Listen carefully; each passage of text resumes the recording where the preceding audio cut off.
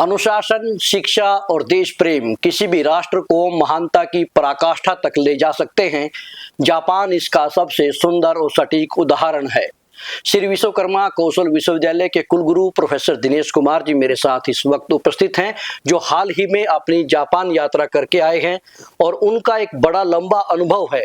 उन्होंने YMCA विश्वविद्यालय, जेसी बोस विश्वविद्यालय का 2 बार का कार्यकाल उनका वहां पर रहा और उन्होंने उस विश्वविद्यालय को ऊंचाइयां देने में एक बड़ी भूमिका निभाई और उसके पश्चात वो गुरुग्राम विश्वविद्यालय के माननीय कुलगुरु रहे और उस विश्वविद्यालय की स्थापना और उसके प्रतिष्ठापन में उनका महत्वपूर्ण योगदान रहा और अब वो देश के पहले राजकीय कौशल विश्वविद्यालय श्री विश्वकर्मा कौशल विश्वविद्यालय के माननीय कुलगुरु हैं और इस विश्वविद्यालय को एक वैश्विक परिदृश्य में कैसे लेकर के जाया जाए, इसको लेकर के लगातार प्रयासरत हैं और इसी कड़ी में उन्होंने हाल ही में जापान की यात्रा की है और उस यात्रा में उनके क्या अनुभव रहे, उन्होंने क्या ऐसी चीजें देखी जिनको हम अपने यहाँ पर लागू करके अपने विश्वविद्यालय को, अपने समाज को, अपने युवाओं को आगे बढ़ा सकते हैं। सर, आपका स्वागत है।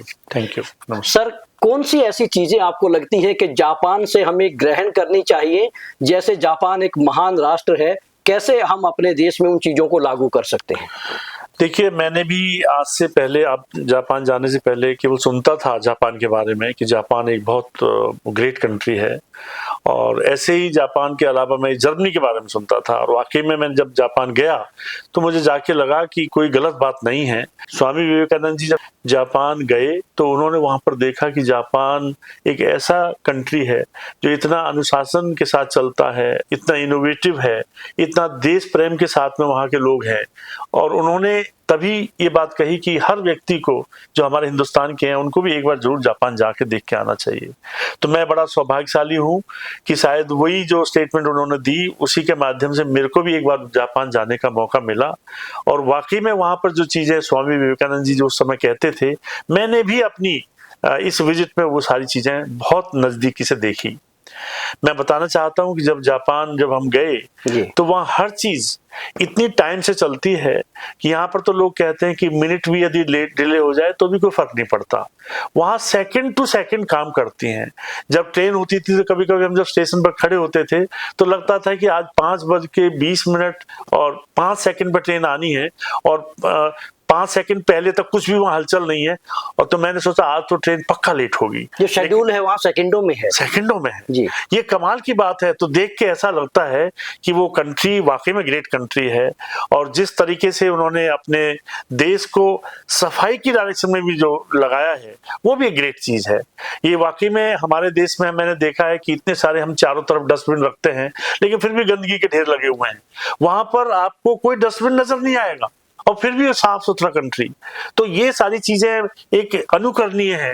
हर व्यक्ति को हमारे देश में ये चीज सीखनी चाहिए हमें कि ऐसा देश कि जो इतना साफ सुथरा, इतना छोटा देश लेकिन देश प्रेम से भरा हुआ, वहां के लोग अपने देश से इतना प्यार करते हैं कि अगर सफाई के मामले में देखें तो यदि आपने कहीं केला खाया है तो केले का छिलका अपनी जेब में रखेंगे और उसको जब तक उनको कहीं सही जगह नहीं मिलेगी डिस्पोज ऑफ करने की, उसको केले को जेब में रखेंगे। तो जापान में आपको कहीं भी कूड़े के ढेर दिखाई नहीं दिए? बिल्कुल भी नहीं नजर आए।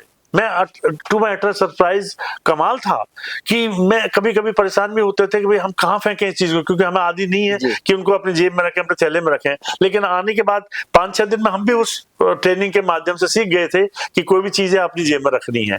लेकिन वहां हमने कहीं पे भी कोई अपनी गंदगी का ढेर नहीं। सॉलिड वेस्ट मैनेजमेंट का भी जबरदस्त एक वहां पर सिस्टम है वो, क्योंकि हमने उस तरह का देखा नहीं, पर ये होगा क्योंकि तभी शायद गंदगी के बड़े बड़े ढेर नहीं है। अगर सॉलिड वेस्ट मैनेजमेंट नहीं होता तो शायद वो गंदगी के ढेर नजर आते। उन्होंने अपने देश में सिस्टम इतना बढ़िया बनाया हुआ है कि वाकई में साफ सफाई और अनुशासन की तो मतलब कोई शायद कंपैरिजन नहीं है उस देश के। ये पंक्चुअलिटी सर कैसे हो सकती है? क्या वहाँ पे ट्रैफिक में कोई नहीं फंसते हैं या लोग टाइम से चलते हैं? कैसे ही वो मैनेज करते हैं इस चीज को? देखिए, मेरे ख्याल से तो जो पढ़ाई है, जो शिक्षा है, वो इन सब चीजों को जन्म देती है। अगर हम अपने समाज को, अपने लोगों को शिक्षित करते हैं और सही मायने में शिक्षित करते हैं तो ये सारी चीजें पॉसिबल है। यानी पंक्चुअलिटी उनको संस्कारों में पिलाई गई है, संस्कारों में पिलाई गई है, स्कूल से पिलाई गई है, घुट्टी दी गई है, पेरेंट्स ने पिलाई है। मैं जानता हूं कि यदि वहां पर कोई छोटी सी गंदगी किसी घर के सामने आ जाती है तो उनको ना एक शर्म आएगी अंदर से मन में, उनको लगेगा यार मेरे घर के कोई गंदगी को देख के हंसेगा मेरे ऊपर। तो पीयर प्रेशर जो है, पड़ोसी के प्रेशर इतना ज्यादा हो जाता है कि वो उस चीज को सह नहीं पाते। तो वो एक देश, एक अलग ही देश है। शायद ये घुट्टी आपने सही कही कि ये सफाई और अनुशासन और देश प्रेम की तो घुट्टी पहले से पिला दी गई है वो बच्चों। सर, आप वहाँ के कई नामचीन शिक्षण संस्थानों में गए, विश्वविद्यालयों में गए, उनकी शिक्षा का पैटर्न आपको कैसा लगा? देखिए, वैसे तो हमारा जो विश्वविद्यालय है वो भी कुछ हद तक उसी मॉडल के ऊपर काम कर रहा है। हमने अपने विश्वविद्यालय में पढ़ाई के साथ साथ जो साथ में इंडस्ट्रीज में काम करने का एक्सपीरियंस जो बच्चों को मिलता है ऑन द जॉब ट्रेनिंग के माध्यम से, वो चीजें जापान और जर्मनी में होती थी ये सुना था मैंने, लेकिन जापान में जाके खुद देखा कि वहाँ बच्चे जो स्टूडेंट्स हैं खाली क्लासरूम में पढ़ते नहीं, वो इंडस्ट्रीज और लेबोरेटरीज में बहुत ज्यादा काम करते हैं, इनोवेटिव काम करते हैं। और मेरे को लगता है कि वो टाइम की वेस्टेज तो वहां पे है ही नहीं। वहां लोग गप मारते और ऐसे करते हुए मेरे को नजर नहीं आया कहीं पे। अगर ट्रेन में भी आप बैठे हुए हैं, सब लोग अपने अपने मोबाइल फोन पर या अपने कंप्यूटर पर या अपनी किताब के माध्यम से अपना समय बिताते हैं बजाय कि गप्पों मारने के। यानी कि वो उस थ्योरी पर चलते हैं कि यदि हम समय की कदर नहीं करेंगे तो समय हमारी कदर नहीं करेगा। बिल्कुल। और यही मैंने वहां देखा कि वो कंट्री शायद ग्रेट भी इसीलिए बना है कि उन्होंने हर टाइम की एक एक सेकंड की कीमत रखी है, और न केवल अपने टाइम की बल्कि दूसरे टाइम की भी कीमत रखी है। मैं आपको एक एग्जांपल देना चाहता हूँ कि एक बार हम एक किसी यूनिवर्सिटी में सुबह हमारी 9:30 बजे मीटिंग फिक्स हुई, और हमारी जो बस थी जो इसमें सारे वाइस चांसलर जब जा रहे थे तो कहीं ट्रैफिक जैम में फंस गई, और हमारा प्रोग्राम एग्जैक्टली 9:30 से वहां शेड्यूल था। हम वहां पर 10:30 बजे पहुंचे, 1 घंटा लेट। तो पहली बात तो हमें बड़ी शर्म आ रही थी कि 9:30 की वजह 10:30 पहुंचे हैं, पर उन्होंने हमारी जो मीटिंग थी इस तरह से शेड्यूल की कि जो 9:30 से प्रोग्राम 10:30 के बीच में वो ओमिट कर दिया। लेकिन जो मीटिंग का एंड टाइम था वो 1:30 बजे का था, 1:30 का, तो एग्जैक्टली 1:30 के ऊपर मीटिंग हमारी खत्म होगी। तो वो हर चीज के समय की कीमत तो रखते हैं। ये नहीं है कि 1:30 की बजाय 2:30 बजे तक मीटिंग चलती रहेगी, 1 घंटे को कंपनसेट करो, नहीं, 1:30 बजे के बाद उनको और भी कोई काम करना है, उसकी इज्जत करते हैं, टाइम की कीमत समझते हैं और दूसरे की टाइम की कीमत समझते हैं, सारी चीजों को इस तरह से मैनेज करते हैं। सर, इनोवेशन के ऊपर भी जापान का बहुत बड़ा फोकस है। हम देखते हैं कितने ही इनोवेशन जापान के नाम हैं, तो वो किस जील के साथ ये काम करते हैं? देखिए, वहाँ पर जो स्टूडेंट्स हैं, जो हमारे बच्चे क्लास के, जो छोटी क्लास से ही उनको वहीं से ही इनोवेटिव आइडियाज सिखाए जाते हैं। उन बच्चों को थॉट प्रोसेस, खुद सोचना, खुद सेल्फ इंडिपेंडेंट बनाने की डायरेक्शन में काम किया जाता है। हमने यहाँ देखा होगा कि हमारे बच्चे अगर हम स्कूल भेजते हैं तो पेरेंट्स सुबह सुबह उनको या तो स्कूल में छोड़ के आते हैं या बस तक छोड़ के आते हैं, या फिर उनको डिपेंडेंट बना के रखते हैं। उनको इनोवेटिव आइडिया की तरफ हम फोर्स करते ही नहीं है। बल्कि मैंने जापान में देखा कि यदि किसी बच्चे को स्कूल जाना है तो पहले 4-5 दिन उसको ट्रेनिंग मिलती है। अगर बच्चा जाएगा तो स्कूल में उसको कई बार स्कूल के लिए बस नहीं मिलेगी, हो सकता है ट्रेन में जाना पड़े।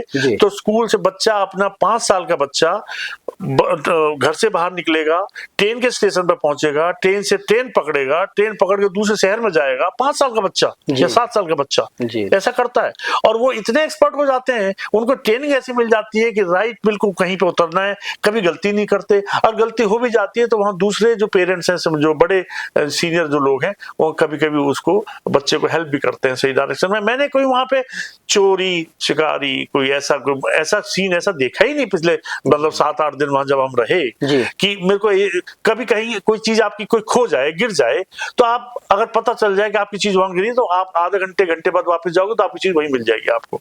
यदि रेस्टोरेंट में आप अपना मोबाइल फोन भूल गए तो आप आधे घंटे बाद जाओ तो मोबाइल फोन वहीं मिल जाएगा। यानी नैतिकता बहुत बड़े, इतने बड़े लेवल पे नैतिकता है, इतने बड़े लेवल पे वहां का जो कैरेक्टर है लोगों का, ये अपने आप में एक अनुकरणीय है। और शायद हमें, हमारे हिंदुस्तान, हमारे देश में यदि हमें भी महान बनना है और विश्व में हमें अपना, जो कहते हैं कि हम तो सारे वर्ल्ड को ज्ञान देना चाहते हैं, वर्ल्ड को गाइड करना चाहते हैं, तो वो तब तक पॉसिबल नहीं होगा जब तक ऐसी वैल्यूज हमारे देश में ना हो। सर, जापान द्वितीय विश्व युद्ध में हारा, जो परमाणु की विभीषिका झेली, उसके बाद सुनामी वहां पर आई और कितने भूकंप वहां पर आते हैं, इस इसके बावजूद भी जापान कितना ग्रो कर रहा है, चौथी अर्थव्यवस्था वो बन गया है। कौन से ऐसे पिलर हैं, क्या लगता है कि इनोवेशन, स्किल और स्वदेशी ये सारी चीजें उसका आधार हो सकती हैं? आप विश्वास नहीं करोगे, जो वहां पर जब जापान हम गए तो हम कभी कभी सोचते थे यार यहाँ वो पर्टिकुलर कार का मॉडल नहीं दिख रहा। वहां पे जो कार चारों तरफ जो चल रही थी, टैक्सी चल रही थी, वो सारी की सारी कार केवल जापानीज की, जो जापान में बनी हुई कार है वही नजर आती थी, बाहर की कार नजर नहीं आती थी। इससे पता चलता है कि उनका देश प्रेम है, इतना स्वदेश के प्रति है कि वो अपनी ही चीज बनी हुई, अपने देश में मेड इन जापान ही चीज वो खरीदना चाहते हैं। नॉट ओनली दैट, मुझे लगता है कि जो वहाँ की जो डेवलपमेंट है जापान की, मुझे तो नागासाकी में भी जाने का मौका मिला। इनफैक्ट वो नागासाकी तो आप जानते हैं कि जो वर्ल्ड वॉर के टाइम पे पूरा तबाह हो गया था। तो आज भी सर ऐसे कुछ निशान वहां दिखते हैं? मैं वहां जब गया तो मैंने नागासाकी में जो म्यूजियम बनाया हुआ है उन्होंने, वो सारे की सारी चीजें उन्होंने बड़े ढंग से सजा के रखी हुई हैं कि किस तरीके से लाइफ उनकी बदल गई थी, किस तरीके से जब एटम बम गिरा, किस तरह का हाई टेम्परेचर की वजह से किस तरह से बॉडी झुलस गई, क्या क्या बीमारी वहां पैदा हुई, कैंसर हुआ, किस तरह से वहां पे तबाह होगी सारी की सारी जो समाज था, पूरा तबाह हो गया था उस सोसाइटी। और फिर उसके बाद वो किस तरह से निकल के आए, किस तरह से हार्डवर्क किया उन्होंने, और वो सारी चीज उस म्यूजियम में और नागासाकी जहां हम गए उस जगह देख के ये लगता है कि वाकई में एक ग्रेट कंट्री है। इतनी बड़ी वहां तराई हुई, उसको भी उन्होंने बड़े ढंग से झेला, जुनून के साथ काम किया। नॉट ओनली दैट, ये तो उसकी बात थी, इवन भूकंप तो आपने जैसा कहा कि वहां हर साल, हर घंटे, हर मिनट आते रहते हैं और उसको भी वैसे झेलते हैं, एक लाइफ का पार्ट बना लिया उन्होंने।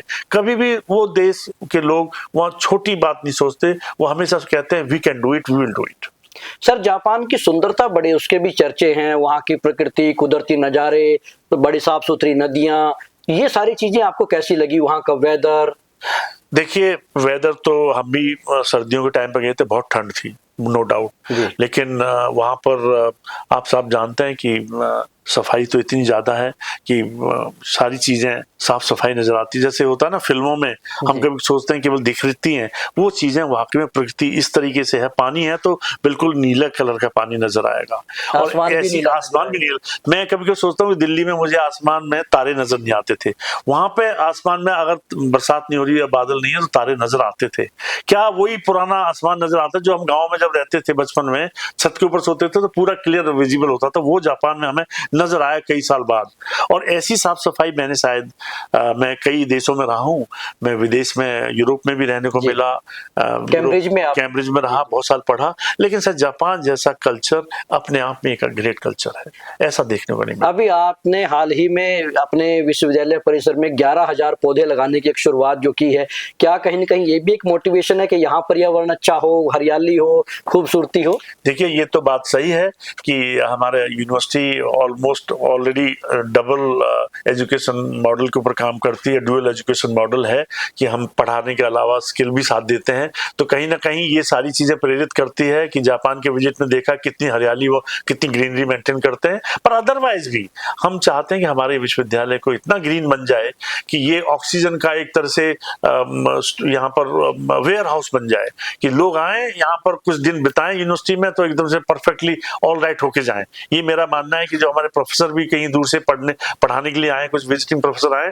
वो यहाँ आके ठहरे, रात को 4-5 दिन पढ़ाएं और उसके बाद जाएं, जिससे कि उनको स्वास्थ्य लाभ हो और हमारे स्टूडेंट्स का तो कैंपस में अपने आप ही स्वास्थ्य लाभ होगा और ये कैंपस सुंदर भी लगे। तो इसी उसमें हमने 11,000 पौधे अभी लगाने का वो चलाया हुआ है, और मुझे खुशी है कि जब 11,000 पौधे बड़े हो जाएंगे तो कैंपस वाकई में बहुत ग्रीन कैंपस हो जाएगा। सर, जापान के संस्थाओं के साथ भी बड़ा अच्छा कोलैबोरेशन हमारी यूनिवर्सिटी का है। हमारे यहाँ जापानीज का प्रोग्राम चलता है और एक वॉलंटियर मीवा सासाकी जो है वो जापान गवर्नमेंट ने यहाँ पर स्पेशली भेजी हैं हमारे विद्यार्थियों को पढ़ाने के लिए। आपको क्या फ्यूचर लगता है, जापानीज पढ़ने वाले विद्यार्थियों के लिए जापान में कितनी संभावनाएं हैं और हमारे कोलैबोरेशन से कितना उनको फायदा होगा? देखिए, जापान एक बहुत छोटा सा देश है जहाँ पर पॉपुलेशन इंडिया के हिसाब से तो बहुत कम है, और अनफॉर्चुनेटली क्या हुआ है जापान में जो डेमोग्राफी है उसमें ओल्ड लोग, बड़े सीनियर लोग हैं, वो नंबर उनका ज्यादा हो गया है, और जापान में जो यंग जनरेशन है, जो वर्किंग जनरेशन होती है, यंग यूथ लोग हैं, वो कम रह गए हैं। इसी वजह से वहां पर जो जापान में लोग जा रहे हैं, बहुत सारे लोग चाइना से और आसपास के कंट्री से जा रहे हैं और उनके ऊपर वो डिपेंड करने वाला है। लेकिन वो भारतीयों को प्राथमिकता देना लेकिन चाहते हैं। जापान की प्रॉब्लम यह है कि वो ट्रस्ट नहीं करते, क्योंकि वहाँ अलग तरह की वो वहाँ रही है, वहाँ जी, जी। सिस्टम रहा है, और वो इसीलिए चाहते हैं कि इंडियन लोग वहाँ पर आए और इंडियन लोग जापान को बनाने में, जापान को चलाने में अपना रोल इम्पोर्टेंट प्ले करें। इसीलिए अगर हमारे यूनिवर्सिटी ने भी जो कोर्स चलाए हुए, हम भी चाहते हैं कि हमारे जो इंजीनियर हैं वो जापानीज लैंग्वेज सीखें, क्योंकि जापान में यदि किसी को लैंग्वेज आती है, लैंग्वेज थोड़ी सी पढ़नी, थोड़ी सी समझनी, थोड़ी सी शुरू में मुश्किल है, पिक्टोरियल है, लेकिन once you learn this Japanese language, उसके बाद में अपॉर्चुनिटीज की कोई कमी नहीं है। राजेश जी, आपको थोड़ी कम ही लेवल पे पढ़ाई लिखाई आती है और आप थोड़े लेवल पे काम करते हैं, लेकिन जापानीज सीखते हैं, जानते हैं, तो आपकी वैल्यू है जापान में। आपको जॉब लेने, काम करने से कोई नहीं रोक सकता। मैं बहुत सारे इंडियन से मिला, वो 20-20 साल से जापान में रह रहे हैं, वो कहते हैं सर जापान का मजा ही रहने का अलग है, क्योंकि बच्चों की सेफ्टी का कोई इश्यू नहीं, कल को ये कोई डर नहीं है कि मेरे बच्चे का कोई एक्सीडेंट हो जाएगा या कोई मार जाएगा या कुछ कर जाएगा, क्योंकि सेफ्टी इतनी ज्यादा, सिक्योरिटी इतनी बढ़िया है और हर चीज वहां प्रॉपर है। तो इसलिए जो इंडियंस वहां जाके जो बस गए हैं वो बड़े खुश हैं। एल्डर केयर में भी सर काफी संभावनाएं वहां पर हैं। एल्डर केयर में जैसे मैंने कहा कि बहुत सारे सीनियर लोग हो गए हैं, तो जापानीज लोगों को केयर करने के लिए हमारे इंडिया से लोग चाहते हैं। तो मैं तो इसीलिए हमारी यूनिवर्सिटी में जो बीएससी नर्सिंग प्रोग्राम चला रहा हूँ, उसके माध्यम से जो हमारे यहाँ के स्टूडेंट्स निकलेंगे वो तुरंत जापान जाएं और अच्छे अच्छे देशों में नौकरी करें। योगा, स्पिरिचुअल साइंस, योगा है, नर्सिंग है, फिजियोथेरेपी है, फार्मेसी, ये सारे जो प्रोग्राम हमारे हैं, आने वाले समय में नॉट ओनली जापान, इवन और दूसरे कंट्रीज हमारे, चाहे जर्मनी है, चाहे और दूसरे कंट्री, वहां भी जाने में हमारे ये बड़े मदद करेंगे। एल्डरली केयर में बहुत बड़ा इंपॉर्टेंट रोल प्ले करेंगे। अभी सर एडमिशन का दौर शुरू होने वाला है, अगला सत्र शुरू होगा। बहुत से युवा इस विश्वविद्यालय की ओर बड़ी निगाहों से देख रहे हैं, आशा भरी निगाहें हैं उनकी। आप उनको क्या संदेश देना चाहेंगे कि वो विदेशी भाषाओं को, जैसे आपने एक इनिशिएटिव लिया, देश में पहली बार एक ऐसा विश्वविद्यालय बना है श्री विश्वकर्मा कौशल विश्वविद्यालय, जिसमें हर विद्यार्थी के लिए एक विदेशी भाषा सीखना अनिवार्य किया गया है। लगता है आपको कि विद्यार्थी यहाँ आए, उनको क्या संदेश देंगे और इन भाषाओं के सीखने से उनकी कितनी अपॉर्चुनिटीज का जो एक खुला आसमान है उनके लिए खुलेगा? देखिए, मैंने जैसा बताया कि ये जो हमारा श्री विश्वकर्मा स्किल यूनिवर्सिटी है, आप ही ने बताया कि फर्स्ट यूनिवर्सिटी है कंट्री की, तो इस यूनिवर्सिटी की तो जो फाउंडेशन है वो ही एक अलग तरह के है कि हम चाहते हैं कि हमारा हर बच्चा पढ़ने के साथ साथ स्किल्स ले और स्किल एक्वायर करे अपनी इंडस्ट्री में काम करके। अभी आपने देखा होगा NEP 2020 जो आई है, उसमें तो ये मैंडेटरी है कि उसमें वैल्यू एडिशन जो स्किल के माध्यम से जो हम डालना चाहते हैं बच्चे में, वो सारी चीजें हमारे तो यहाँ सिलेबस का पार्ट है, हम तो मैंडेटरी है।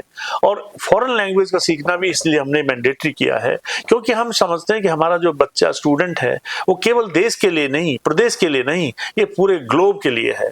और आने वाले समय में हो सकता है कि जो बच्चा लैंग्वेज सीखेगा, क्योंकि लैंग्वेज एक बैरियर होता है, कहीं भी आप जाते हैं तो बैरियर बन जाता है कि अगर आप लैंग्वेज थोड़ी भी जानते हैं, थोड़ा कम में, एक्सपर्ट होना जरूर नहीं है, पर लैंग्वेज में डे टू डे काम करने की भाषा यदि जान पाओगे आप, वही काफी रहती है। तो मेरा मानना है कि अभी एलिमेंट्री नॉलेज एक लैंग्वेज की आप सीख लेते हैं लैंग्वेज कोर्स के माध्यम से, तो आपके लिए जो बहुत सारी अपॉर्चुनिटीज जो देश में नहीं है विदेशों में है। और इंडियन पासपोर्ट की वैल्यू इतनी बढ़िया बन चुकी है, आप सब लोग जानते हैं जब से हमारे मोदी जी प्राइम मिनिस्टर बने हैं, कि इंडियन लोगों के ऊपर भरोसा दूसरे देशों के ऊपर, काफी दूसरे देशों लोगों का काफी बड़ा है। तो इसलिए वो चाहते हैं कि मेरे को मैं आपको नाम नहीं लेना चाहता, बहुत सारे कंट्रीज हैं उनको तो लोग देखना भी नहीं चाहते, हमारे आस पड़ोस में ऐसे लोग हैं, लेकिन इंडियन जैसे नाम आता है उसकी वैल्यू अलग आती है। पासपोर्ट भी वैल्यू की मैं बताता हूँ, जब मैं जापान गया तो जैसे उनका इंडिया से है, वाह जाइए तुरंत, 1 सेकंड लगी, लेकिन दूसरे कंट्रीज का मैं देख रहा था लंबी लंबी लाइन थी। तो मुझे ऐसा लगता है कि इंडियन जो यूथ है उसकी आने वाले समय में बहुत वैल्यू होने वाली है। इसीलिए मेरा जोर है कि एक फॉरेन लैंग्वेज हमें जरूर सीखनी चाहिए, क्योंकि इंडिया एक ऐसा कंट्री है जो कि बहुत तेजी से आगे बढ़ रहा है और इसको महान बनने से कोई नहीं रोक पाएगा यदि हम ये सारी वैल्यूज के प्रति भी जवाबदेही हो जाए। शुक्रिया सर। ये हैं श्री विश्वकर्मा कौशल विश्वविद्यालय के कुलगुरु प्रोफेसर दिनेश कुमार, जिन्होंने अपनी हाल ही की जापान यात्रा के अनुभव हमारे साथ साझा किए और बताया कि किस तरह से जापान महान बना और जापान के लोगों ने किस शैली के साथ काम किया। और इन चीज़ों को हम यदि अपने ऊपर लागू करते हैं, खुद क्रियान्वित करते हैं, तो भारत को भी उस महानता की पराकाष्ठा पर पहुंचने से कोई नहीं रोक सकता, क्योंकि स्वामी विवेकानंद जी ने भी ये तमाम चीज़ें इतने समय पहले कही नहीं थी वो बहुत बड़े दूरदृष्टा थे, और यदि हम इन चीजों को करेंगे तो भारत भी वास्तव में एक बहुत बड़ी श्रेणी में जाने वाला है। जैसा कि हमारे प्रधानमंत्री श्री नरेंद्र मोदी जी ने 2047 तक विकसित भारत का लक्ष्य रखा है, तो हमें इन चीजों को आत्मसात करना होगा, क्योंकि जापान ने ये संदेश दिया है कि यदि आप में कुछ करने का जुनून है तो फिर जीवन भर सुकून ही सुकून है। नमस्कार।